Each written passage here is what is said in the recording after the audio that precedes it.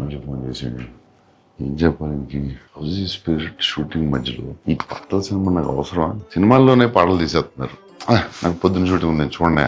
ఏం చెప్పాలి? సంగీతం గారి గురించి చూసేద్దాం. ప్రొజెక్టర్ ఆన్ చేయండి, లేట్ అవుతుంది.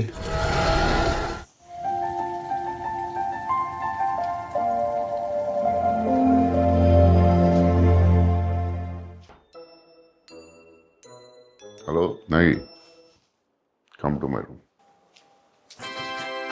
సార్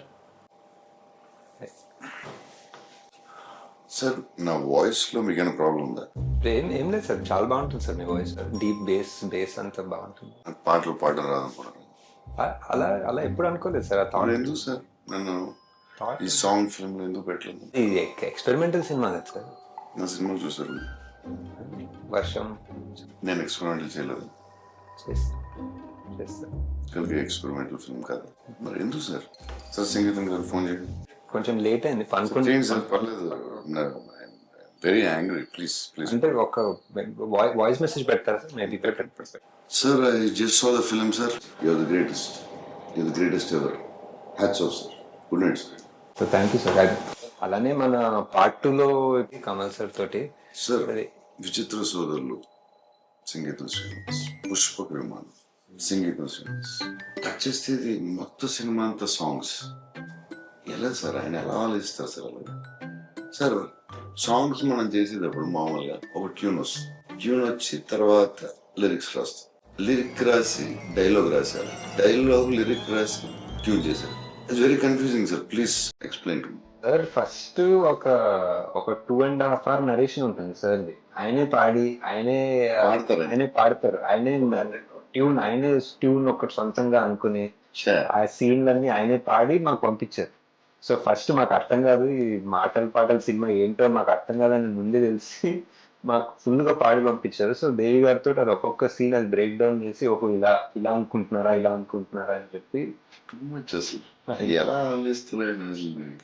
అదే సార్, అదే చాలా చాలా ఆలోచించి, అదే కల్కి కూడా చాలా ఆలోచించాను సార్. కల్కి ఆలోచించి ఇప్పుడు నెక్స్ట్ మంత్ మనం ఒక 10 days అదే రిహర్సల్ టైం ఇస్తే మనం ఒక సార్ ఈ సాంగ్స్ ఫిల్మ్ లో సో కొరియోగ్రాఫ్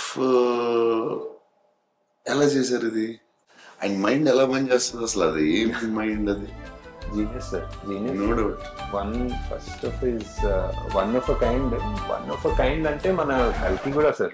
కల్కి కూడా one of a kind.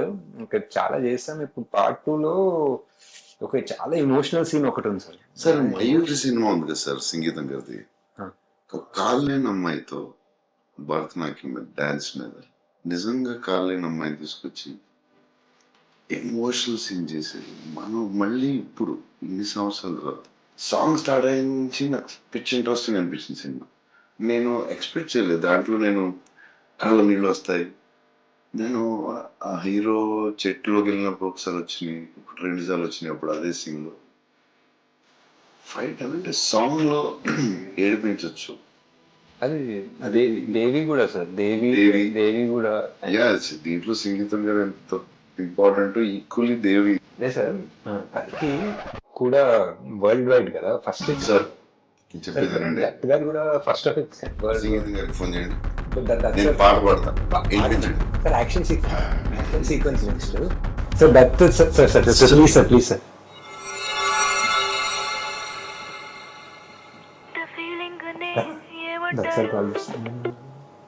Hi uncle, అది ప్రభాస్ బంగారము. బంగారమే కరెక్టే, కానీ బంగారమే మన సినిమాలో లాగా డేట్స్ మనకే ఇచ్చేస్తారు సార్. మనకే ఎక్కడ పోడు, ఇక్కడ మనకే ఇచ్చేస్తారు డేట్లని.